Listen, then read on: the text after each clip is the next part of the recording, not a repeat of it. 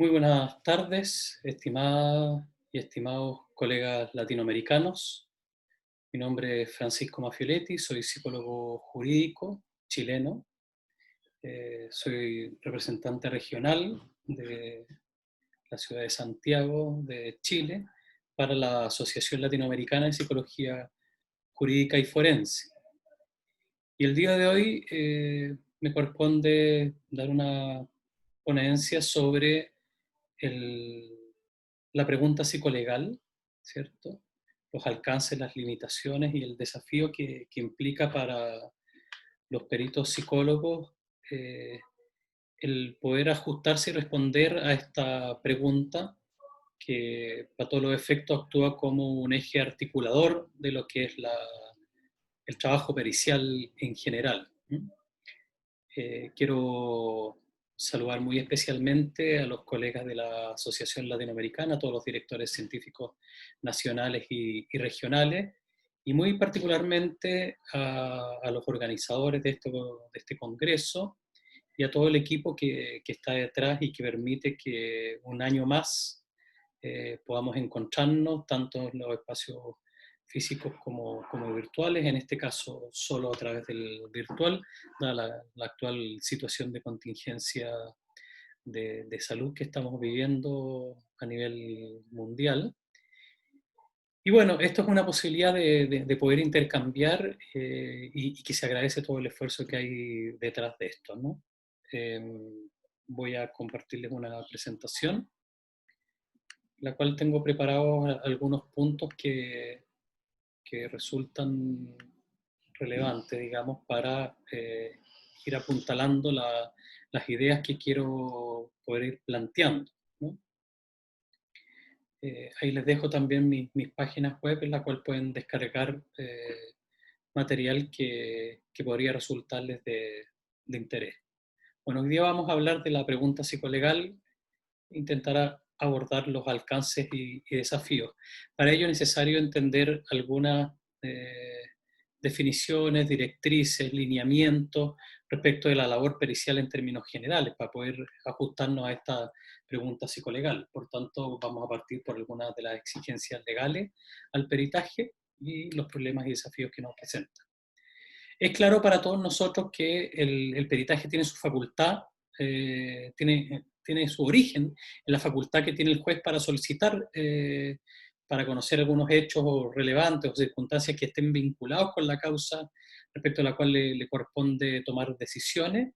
que éste se valga de todos los medios de prueba que le sean disponibles, digamos, para, y siempre en forma legalmente permitida, para poder tomar una mejor decisión judicial, ¿no?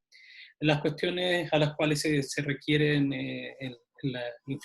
interferencia de terceros y para apreciar estos hechos relevantes tienen que reunir dos condiciones que básicamente sean pertinentes a la causa, ¿cierto? Y que tengan algún grado de relevancia, que no estén repetidos, que no sean aspectos tangenciales, perimetrales, no sustantivos, digamos, y que estén vinculados obviamente la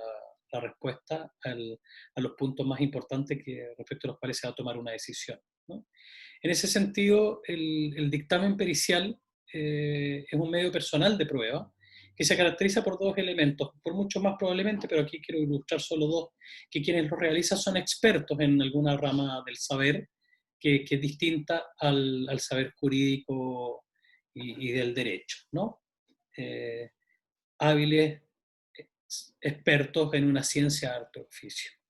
Y que la pericia se realiza sobre datos procesales, a diferencia del testigo que el valor que tiene su declaración dice relación con el hecho de haber estado en contacto directo a través de sus sentidos respecto a algunos puntos o elementos del caso y que le toca señalar que lo que vio, escuchó, sintió, ¿cierto? Sin emitir interpretaciones respecto de eso. No son elementos procesales, son elementos de la vida cotidiana, ¿no? Bueno, como todos ustedes saben, perito viene de peritus, que es sabio, experto, hábil, diestro, práctico en una materia que, en virtud de estos conocimientos que tiene, ya sean prácticos o teóricos, bajo juramento va a informar a el ámbito judicial a quien juzga, sobre algún punto litigioso que sea pertinente y relevante, ¿cierto?, en cuanto se hayan relacionado estos puntos que se le solicita con su especial ciencia o arte, ¿no? En ese sentido, el peritaje es una opinión fundada por una persona especializada en una rama del conocimiento científico, que, respecto al cual el juez no está obligado a conocer y que va a poder coadyuvar a su definición en los distintos momentos y etapas de los procesos, ¿no? Es una actividad que tiene que ser realizada por personal especialmente capacitado y especializado. Por eso es necesario este tipo de congreso, la formación a nivel de diplomatura, de maestría. Ojalá el día de mañana tengamos un doctorado en psicología jurídica que nos permita llevar al más alto nivel, digamos, nuestra ciencia, y que nos permita contar con elementos epistemológicos, teóricos, conceptuales, que posibiliten que esta psicología forense llegue al tribunal a aportar en este proceso de toma de decisiones, ¿no? Por tanto, el peritaje existe solo a consecuencia de un encargo judicial, aun cuando sea de las partes, que tanto el juez o estas partes van a fijar los puntos respecto a los cuales va a resultar relevante la pericia del perito, ¿no? En ese sentido, nosotros le llamamos pregunta psicolegal, en Argentina le llamamos punto pericial, o los puntos de pericia, ¿no? ¿Cuál es el quid del asunto? ¿Qué es lo que se está requiriendo? Para lo cual el perito va a tener que, en primer término, aceptar el cargo en la medida en que tenga las competencias y conocimientos para responder esa pregunta. Y ya vamos a ver algunas características. La pregunta psicolegal la definimos en el 2005 en un libro, un manual de evaluación pericial, como una interrogación que viene en el marco de una investigación judicial respecto a un área específica del saber que es propia del experto a quien se le consulta, y que son temas atingentes a la psicología jurídica y forense, disciplina que el juez o el fiscal o las partes no están obligados a conocer. Aquí se pone el acento en el juez, en tanto finalmente a quien terminan llegando, más allá de los requirientes específicos de las partes, es finalmente tienen que generar una convicción en el juez, cuestión que vamos a ver también. El Instituto Médico Legal o Servicio Médico Legal en Chile, que es el organismo encargado de establecer los lineamientos periciales en todos los ámbitos a nivel nacional en mi país, ha hecho una guía normativa técnico-pericial como directriz institucional para guiar los peritajes, que la lanzó en primer término el 2009, después la perfeccionó el 2015 y por último en diciembre del 2018 tenemos la última versión de esta, ¿no? Y plantea respecto a estas preguntas médico-legal en caso de los psiquiatras, ¿cierto? O alguna otra especialidad médica, las psicolegales de los psicólogos y sociolegales de los trabajadores sociales. Estas preguntas van a ser el eje orientador y articulador para el perito en su evaluación pericial, ¿no? Un aporte relevante en el proceso de evaluación del peritado, sea víctima o imputado, en la recopilación de antecedentes biográficos, clínicos, judiciales, en las solicitudes, si es que corresponde, de hacer evaluaciones complementarias, con el propósito de poder sustentar y respaldar las conclusiones de la pericia, ¿no? Como pone ahí, es como una especie de brújula. Dice, este es el norte, a este punto hay que llegar para poder tomar las decisiones metodológicas que resulten pertinentes, atendiendo el tipo de sujeto, víctima, imputado, la edad, el tipo de delito y específicamente lo que se requiere conocer respecto de ello, ¿no? Se plantea el Instituto Médico Legal que si esta pregunta no es lo suficientemente clara o no estuviera relacionada con la disciplina, esto tendrá que ser aclarado entre el requiriente y el perito por las vías de coordinación formales que existan, y es una relación natural que se da en todo requerimiento. No significa que van a intencionar nuestra respuesta, porque eso sería abandonar la labor pericial y científica, sino que sencillamente entrar en un diálogo de qué es lo que es posible y qué no, cuáles son los alcances precisamente y cuáles son las limitaciones de lo que nosotros vamos a informar ahí a priori antes de realizar el peritaje, pero también dentro del peritaje, es necesario, por una cuestión ética y por el mínimo reconocimiento de cuáles son los límites de nuestras actuaciones, el señalar, para evitar malas interpretaciones o extrapolaciones que no sean del todo correctas y potenciales conclusiones erróneas, el perito tiene que hacerse cargo de todo ello y aparte de tener un lenguaje claro, tiene que establecer cuáles son los límites de las conclusiones que él está planteando, ¿no? En ese sentido, los peritos psicólogos van a ser auxiliares del sistema de justicia, particularmente a través del juez que tiene que tomar la decisión. Y este lugar de auxiliar no implica una subalternación, no significa que nosotros vamos a dejar de lado nuestro lineamiento, sino que más bien es actuar como un tercero experto que, como decíamos, coayuda al logro de los fines, y en una relación, como la ha definido Horacio del Popolo, más de complementariedad que de subordinación, ¿sí? Es un coprotagonista en ese sentido de lo que es el proceso, sin perjuicio que todos sabemos que los informes periciales o cualquier medio de prueba nunca va a resultar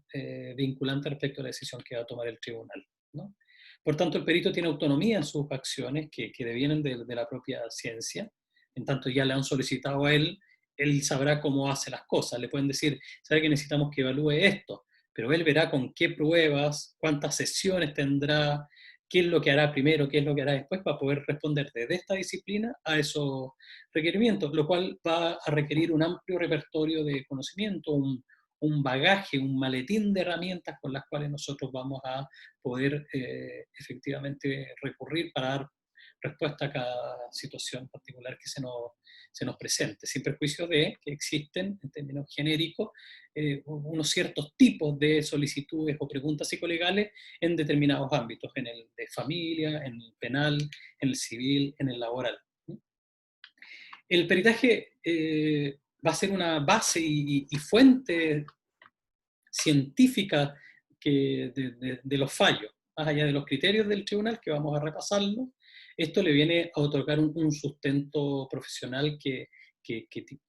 goza o tiene que gozar de objetividad, de imparcialidad y quien lo realiza de la idoneidad necesaria para llevar adelante ese tipo de encargo, ¿no? Cuanto más técnica es la cuestión que se le solicita al perito, mayor importancia va a tener la prueba pericial en la decisión judicial, ¿no?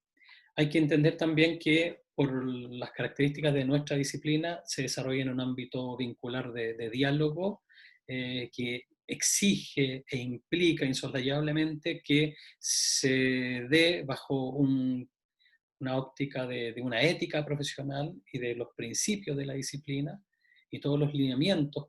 con las consecuencias que eso tiene, ¿no?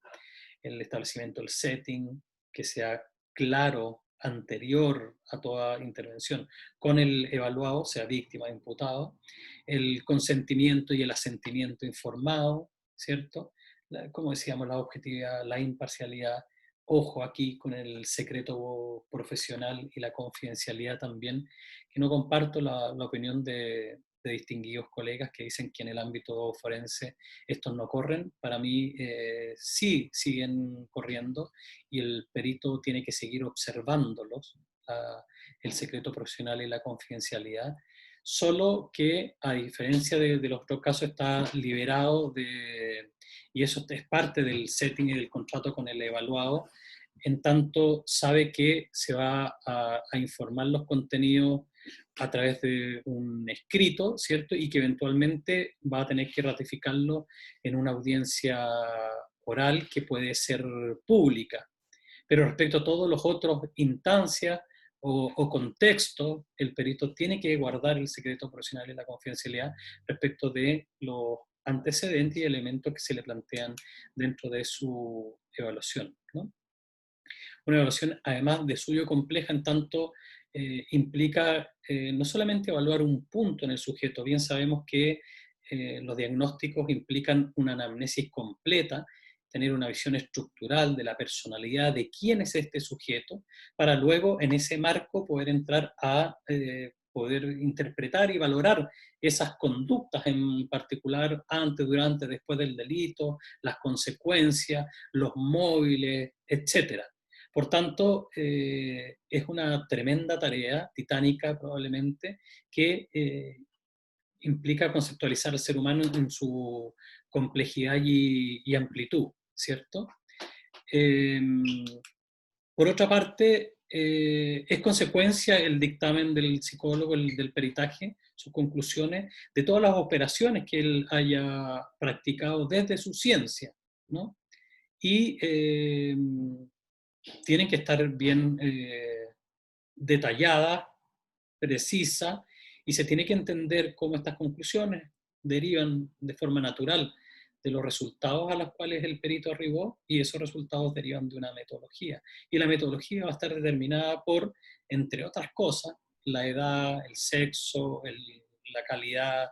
de imputado, víctima o testigo, y también, y en gran parte, la metodología va a estar determinada por la pregunta psicolegal.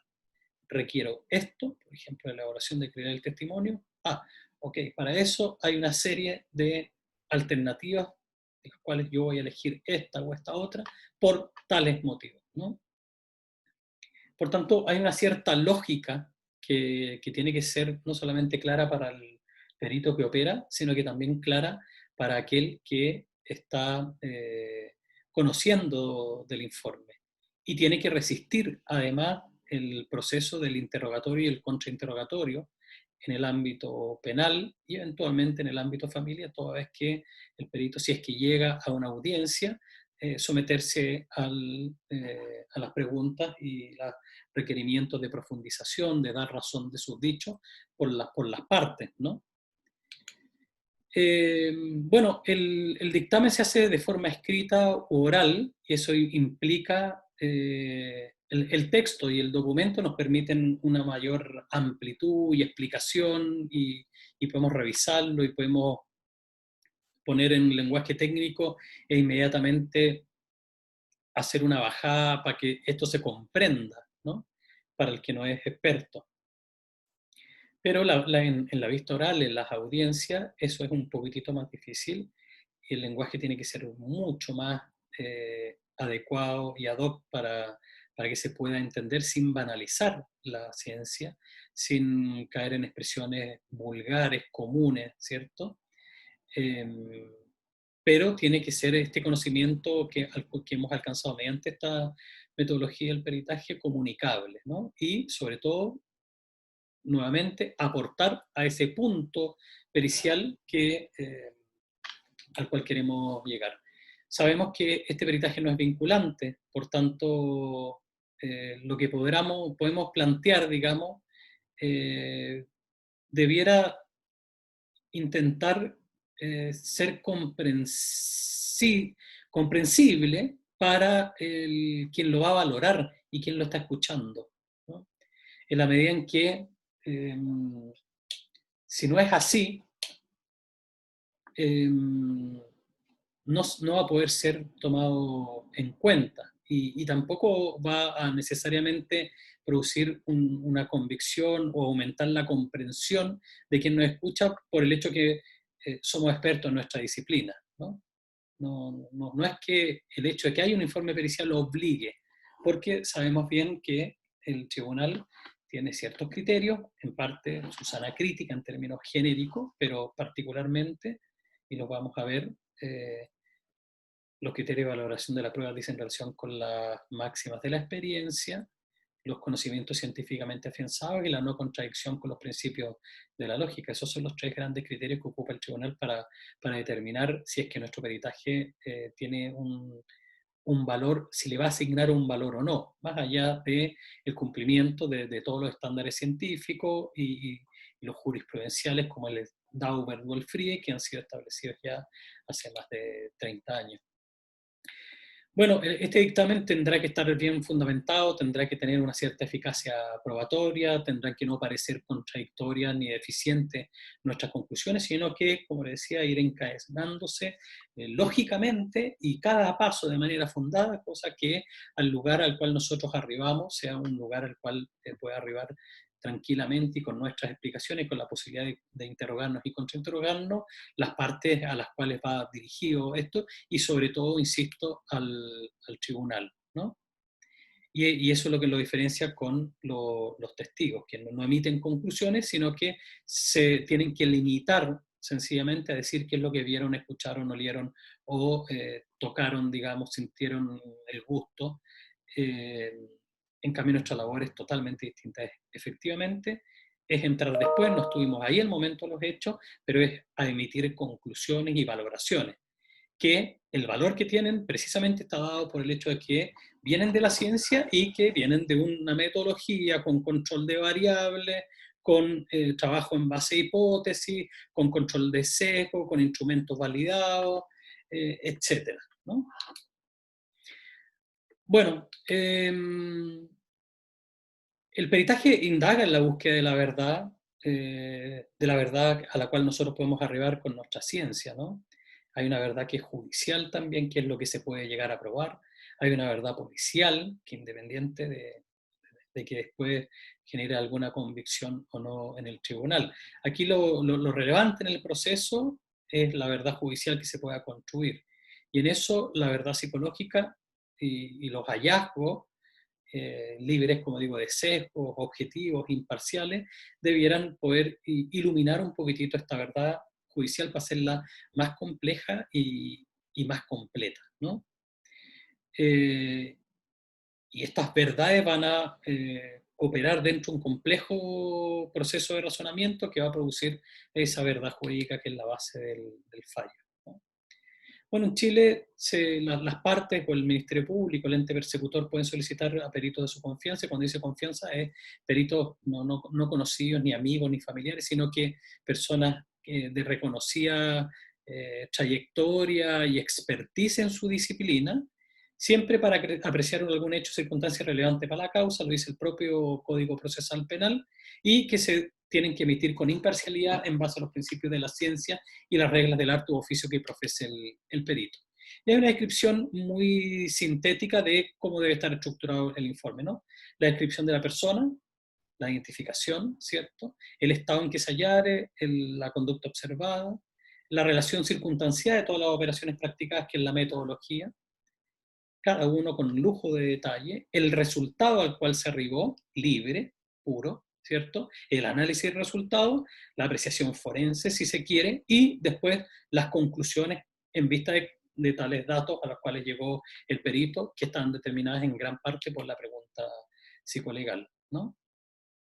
¿Qué se espera de los peritos? Que sean de una ciencia, que tengan la especialización, y eso no siempre sucede con los peritos, que garanticen el rigor técnico científico de las conclusiones. Ya habíamos dicho que sea el trabajo desarrollado con objetividad e imparcialidad, ¿cierto? Que aporten conocimientos relevantes, que tengan consideración por el evaluado, por la víctima, cuando tiene que ver con la misión institucional, por ejemplo, el Ministerio Público, que el informe cumpla con las exigencias y que comparezca también al juicio oral a deponer respecto de su informe, ¿no? En general, las solicitudes de evaluación pericial van a estar dadas principalmente, independiente casi del contexto, de imputado o víctima, ¿sí? Esto en el ámbito penal. En el ámbito de familia va a ser de los padres o de uno de los padres o eventualmente de el hijo o los hijos, y a veces de los padres y los hijos en interacción como sistema, ¿sí? Dependiendo el tipo de pregunta psicolegal. También podría ser respecto a la idoneidad, la, respecto a la susceptibilidad de adopción de algún niño o niña, que estén en condiciones en un hogar, por ejemplo, que no tenga familia que la reclame, y que se tenga que estudiar si es susceptible de de iniciar un proceso legal de adopción. Y en eso, después en un segundo tiempo, que sean las familias, parejas, o grupos, digamos, de cualquier naturaleza que sean los que puedan adoptar, evaluar si son idóneos para para propiciar a este niño o niña unas buenas o las mejores condiciones para su desarrollo integral, ¿no? En el ámbito civil del afectado, en el ámbito laboral también. En general, las evaluaciones dicen relación, cuando son con imputados, de imputabilidad o inimputabilidad cuando hay un trastorno mental al momento, o se lo presume, al momento de la comisión del delito, del riesgo o la peligrosidad criminal o post-delito, no la peligrosidad social o predelictual, que eso es contrario a derecho, ¿cierto? Y a nuestras lógicas. El control del manejo de impulso en caso de conducta violenta, de lesiones, de homicidios o parricidios frustrados, etcétera. Tendencias parafílicas en toda su gama, pedofílicas en particular, con DSM-5, CIE-11, de alteración psicopatológica en cualquier grado o tipo de manifestación, incluso en las víctimas, o sea, no en víctimas, sino que en mujeres, por ejemplo, que han cometido un infanticidio, el homicidio del niño o niña, el neonato, dentro de las 48 horas de que nace, que están en una psicosis puerperal, por ejemplo. Y en general los trastornos de personalidad, que es lo que más comúnmente se ve en este tipo de conflictos judicializados. Y en cuanto a la evaluación de las víctimas, las clásicas son la credibilidad del testimonio o la valoración del testimonio, ¿cierto?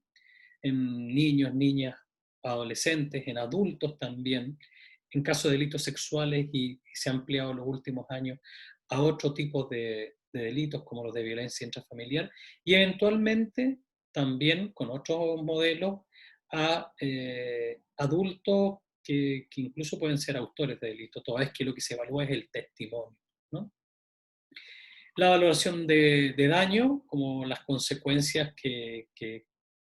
se vivencian en quien ha padecido una vulneración de derechos o una conducta que está tipificada, contraria a derecho, y que en la cual sea posible establecer un nexo causal entre esa conducta que se está estudiando y las consecuencias nocivas que ha tenido para el sujeto. La valoración de la capacidad intelectual, en algunos casos para distinguir entre un tipo penal y otro, en la víctima. Hemos hecho un estudio el 2007 precisamente sobre esto, la violación de mayor de 14 años con la víctima con una enajenación mental o la violación a una víctima entre 14 y 18, el artículo 363, que es el del estupro, con una alteración, en este caso aun cuando sea transitoria, en el estado mental de la víctima que el sujeto aprovechó para cometer el delito. Por tanto, en algún punto, en algunos casos, la evaluación de la capacidad intelectual de la víctima, a efecto de si que tiene un retraso mental o alguna dificultad que le haya impedido consentir libre y válidamente, es una materia que se puede evaluar. Y consignar cualquier otro antecedente que sea relevante e importante para la investigación, ¿cierto? Habíamos hablado de los criterios de valoración de la prueba, que están ahí, que hay libertad de prueba, hay aplicación de la sana crítica, y hay unos ciertos límites a la evaluación que se le establecen a los jueces, que tienen que evaluar de acuerdo a las máximas de la experiencia, a los principios de la lógica, o no contradicción con los principios de la lógica, y a este conocimiento científicamente afianzado. Cuestión que es exigible en las valoraciones que haga de cada medio de prueba y en particular de los peritajes psicológicos, y si no, se le podría reprochar y cuestionar su valoración respecto del peso específico que pueda tener ese peritaje en particular. Si bien no son vinculantes, el juez o el tribunal, al momento de valorarlo, ¿cierto? Tiene que hacerse cargo de manera fundada de los argumentos con los cuales lo desechó también, ¿no? Bueno, no vamos a seguir hablando del peritaje, entendemos que es un proceso científico, ¿cierto? Que trabaja con hipótesis, que evita activamente y estructuralmente especulaciones, prejuicios, sesgos, ¿cierto? Los resultados tienen que ser confiables, estables en el tiempo y válidos, que midan lo que dicen medir, y se van contrastando siempre, triangulando con otras fuentes de información, las que están dentro del mismo expediente, otros antecedentes, otras declaraciones, otras evaluaciones psicológicas, psiquiátricas, educacionales, clínicas, etcétera, para poder tener un espectro lo más amplio posible de consideración de la conducta para poder nosotros arribar a nuestra conclusión con algún grado de certeza y de seguridad, ¿cierto? Que esté bien fundado, que sea robusta la conclusión a la cual nosotros llegamos. No voy a entrar en todas las etapas, solamente en la primera, que es la de planificación, y sobre todo en el primer punto, en virtud del tiempo, que es el estudio de la pregunta psicolegal. O sea, lo que sea el inicio, antes de empezar incluso las evaluaciones, es la etapa de planificación de la evaluación pericial. Y dentro de ella, el primer punto es estudiar la pregunta psicolegal. Nos va a ayudar el estudio de la carpeta investigativa, los hechos a probar por parte del tribunal, vamos a tener que decidir qué sujeto entrevistar, pero siempre con relación a esta pregunta psicolegal. Y me voy a saltar algunos elementos que tienen que ver con la ratificación, que tienen que ver con la evaluación pericial, con aspectos que ya hemos hablado de la confiabilidad y la validez, para centrarme en un punto que es el que me parece más importante, evitar los falsos positivos, los falsos negativos, ¿cierto? Que son efectivamente el motivo de esta ponencia, que son las preguntas psicojurídicas más frecuentes y los límites disciplinares y éticos a su respuesta, ¿no? En el ámbito penal, por ejemplo, cuando nos preguntan respecto a la credibilidad del testimonio en víctimas y testigos, hay que entender que nosotros no vamos a hablar acerca de la verdad de los hechos. No vamos a plantear efectivamente esta una persona que fue víctima, o lo que ella está diciendo es verdad. La definición de la credibilidad del testimonio o la valoración del testimonio, de la validez, el Statement Validity Assessment, lo que plantea es el grado de ajuste de este testimonio respecto de ciertos criterios preestablecidos con una metodología de aproximación que la entrevista forense semi-estructurada no inductiva y la aplicación de unos criterios adicionales del listado de validez, que son 11, a los criterios de credibilidad, que son los 19 del CBCA, y en base a todo ese modelo establecer si efectivamente este testimonio respecto de estos hechos en particular posee unas determinadas características que permitan calificarlo como un testimonio que está basado en eh, la vivencia y no en una invención, en una sugestión o una interpretación patológica o alejada y errada de la realidad. Eso a través de la presencia de estos criterios, que son criterios que se los ha ido estudiando a la luz de lo que se ha abordado en los últimos 70 años, desde el año 54 mínimamente, en Alemania, con Udo Undeutsch y esta hipótesis. Entonces, ver si efectivamente estos criterios, que son criterios que se han estudiado en víctimas de hechos reales, ¿no? No voy a entrar en cada uno de ellos porque sería muy largo y extenso, pero hay que entender cuáles son los límites, ¿no? Y si eventualmente nos preguntan si el hecho sucedió como la víctima dice, no, yo no puedo decir si el hecho sucedió como la víctima dice. Lo único que puedo decir, habiendo evaluado y valorado el testimonio de la víctima con este modelo, el Statement Validity Assessment, es que ese testimonio de la víctima respecto de esos hechos reúne las condiciones y requisitos típicos de los testimonios que responden a una realidad vivenciada y no de otra naturaleza, ¿no? Y eso ya es información que es suficiente y relevante para aquel que tiene que juzgar y valorar los hechos. Lo mismo pasa con el daño psíquico y el daño moral. En el daño psíquico, lo que nosotros estamos planteando es cuáles son las consecuencias que han implicado para este sujeto estos hechos que refieren o que se están investigando, ¿no?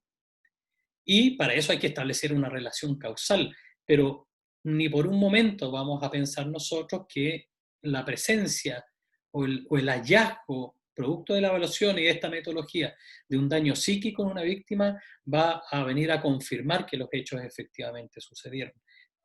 Eso es una cuestión a la cual nosotros no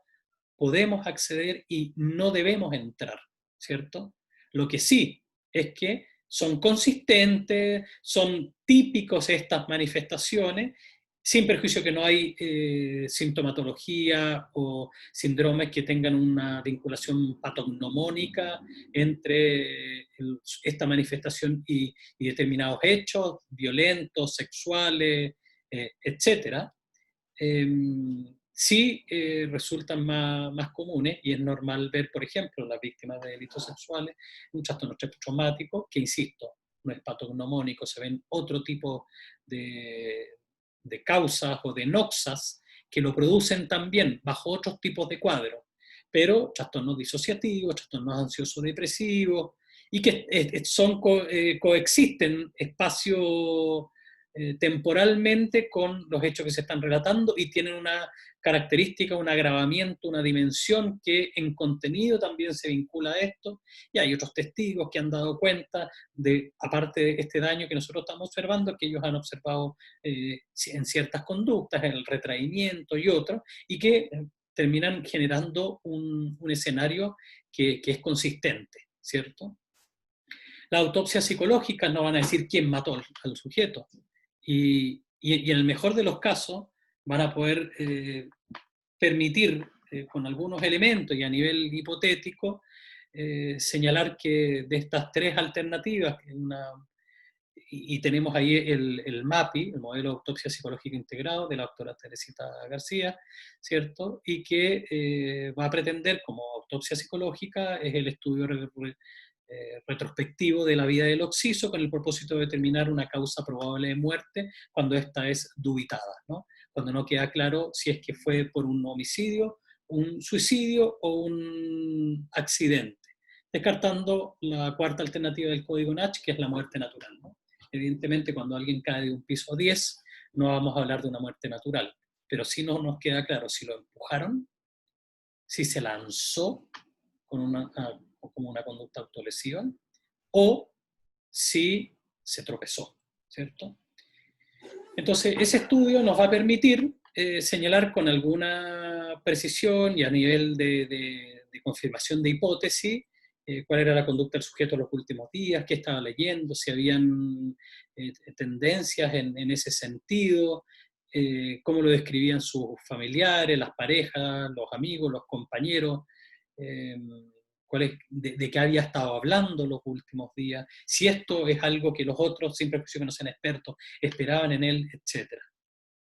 El control de impulso aquí hay que ser muy cuidadoso porque muchas veces se lo requiere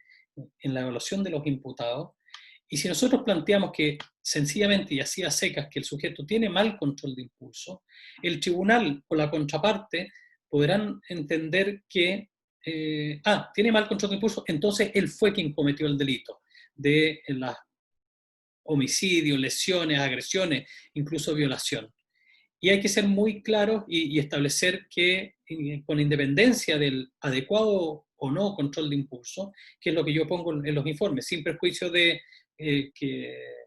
el control de impulso es un constructo que está vinculado a la personalidad del sujeto, y que en este caso puede estar bueno o malo, no existe una relación entre el control de impulso y la comisión de delitos, ¿no? Porque sujetos con buen control de impulso también cometen delitos, los psicópatas, ¿cierto? O sujetos con mal control de impulso no cometen delitos. Gente un poquitito más impulsiva, pero que tiene férreos controles morales, éticos o disciplinares, digamos, de su propia autodisciplina, y en otros ámbitos se pueden permitir tirar un vaso, ¿cierto? O botar a la basura algo, comida, pero de forma impulsiva, pero no serían capaces de ocasionarle daño a alguien, ¿no? Pueden romper sus propias cosas, pero no hay sujetos que, a pesar de que hacen eso, no agreden a otros, ¿no? Y en la evaluación de la imputabilidad o inimputabilidad penal, es importante entender que nosotros no estamos planteando la imputabilidad. A propósito de un requerimiento respecto a la inimputabilidad penal, nosotros tenemos que entender que lo que nos están solicitando es que evaluemos el estado mental del sujeto al momento de la comisión del delito. Y si es que ese estado mental es un estado alterado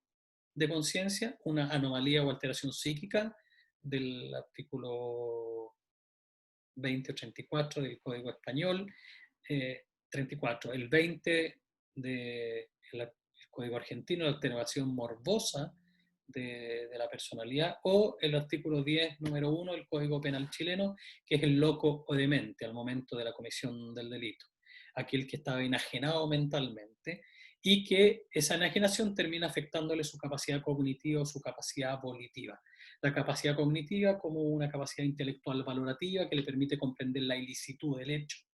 y la capacidad volitiva o más conductual, que tiene que ver con la voluntad, que le permitiría al sujeto actuar conforme a esa comprensión, ¿no? Por tanto, lo que nosotros podemos señalar no es si es inimputable un sujeto que nosotros creemos que estaba actuando bajo una psicosis no producida o inducida por él mismo, al momento de los hechos, sino que sencillamente decir que estaba bajo este estado mental y que le afectó esta capacidad de comprender y esta capacidad de actuar en concordancia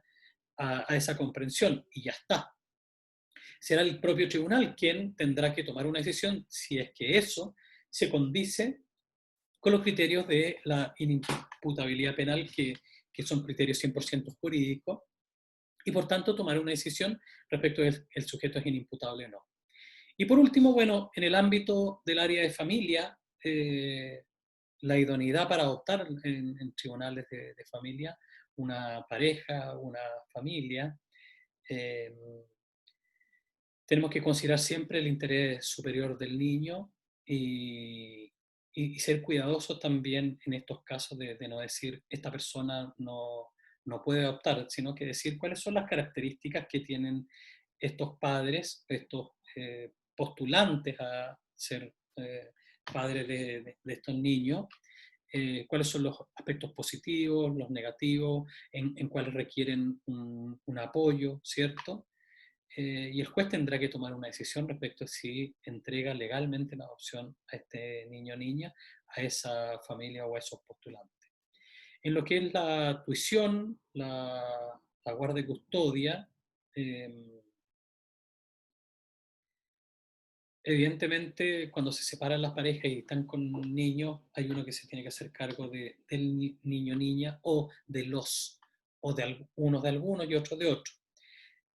Para esto hay que conocer la ley y nosotros no vamos a ser quien tome esa decisión, esa es una decisión legal.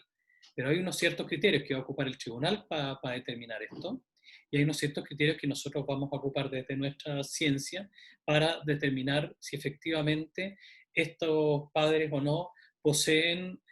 todas las competencias y capacidades parentales para poder hacerse cargo o no del niño. Si son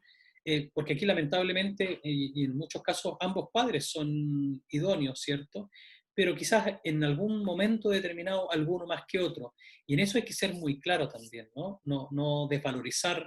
al que tiene menores competencias y no plantear una cosa total tampoco, ¿no? Esto, en este momento, en esta etapa de la historia vital del niño, este padre pareciera que le da las mejores condiciones en todo sentido, como para que él pueda desarrollarse y potenciar su propia persona, ¿no? Lo cual no quiere decir que no sea revisable un par de años después y que pueda efectivamente haber una tuición compartida, una custodia compartida, o pasar a estar un tiempo, un par de años con el otro padre, en caso que el niño quiera. También hay que escuchar ahí la voz de los niños, porque eso es tremendamente importante. En términos generales, la idea de esta presentación es que va a haber un requerimiento que va a determinar nuestra posición pericial y lo que hagamos en nuestro peritaje, frente al cual nosotros vamos a tener que posicionarnos desde una perspectiva disciplinar. Y esto quiere decir que en base a estos conocimientos que tenemos desde la especialización de la psicología jurídica y la psicología forense, que para mí está dentro de la psicología jurídica y obedece a este paraguas de conocimiento más general, vamos a nosotros a poder comprender en primer término estas preguntas, entender las implicancias que tienen, generar dispositivos lo más adecuados desde la ciencia, pero que considerando los criterios de valoración judiciales para esto, y vamos a poder operar en el mejor, de mejor manera en este sistema, aportando con nuestros especiales conocimientos en nuestra ciencia, arte, oficio, en una mejor toma de decisiones, sobre todo para los usuarios, y para que esta justicia efectivamente pueda responder con decisiones lo más ajustadas a las realidades de las personas que se le están planteando. ¿Sí? Y en eso volvemos a la idea que no hay ciencia más idónea que la psicología para poder asesorar en estos ámbitos de los tribunales en cualquiera de sus fueros, en tanto somos una ciencia y una disciplina que está orientada al estudio, la comprensión, la explicación, el pronóstico, la valoración y comprensión de la conducta humana, que es lo que se viene a ventilar en estos ámbitos, tanto respecto a los usuarios como respecto incluso de los propios partes y juzgadores, que también son personas y que también operan en base a sus concepciones, en base a sus prejuicios, y nosotros estamos ahí para dar una opinión técnica que haga de esa decisión una mejor decisión en pos del bien común y sobre todo de las personas y de la justicia. Les agradezco mucho su atención y espero que esta presentación les resulte de utilidad en su trabajo profesional.